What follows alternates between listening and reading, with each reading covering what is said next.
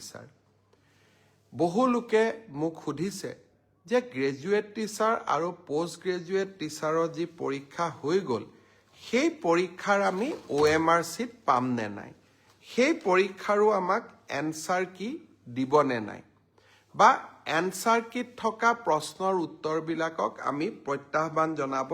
পাৰিম নে আমি নোৱাৰো মই অত্যন্ত বিনম্ৰতাৰে সৈতে কম যে চৰকাৰী নিয়োগ পৰীক্ষাত স্বচ্ছতা অনাৰ বাবে আমি প্ৰতিশ্ৰুতিবদ্ধ কেইদিনমান আগতে হৈ যোৱা সাব ইন্সপেক্টৰ পৰীক্ষাৰো OMR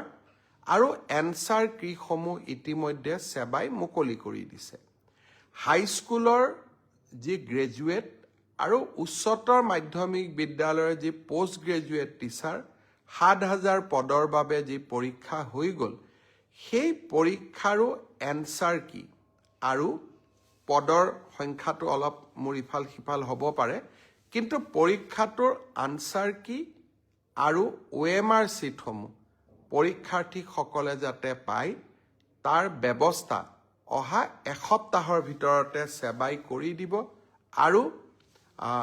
স্বচ্ছতাৰ ক্ষেত্ৰত আমি কতো কম্প্ৰমাইজ নকৰাকৈ আমি আগবাঢ়ি যাম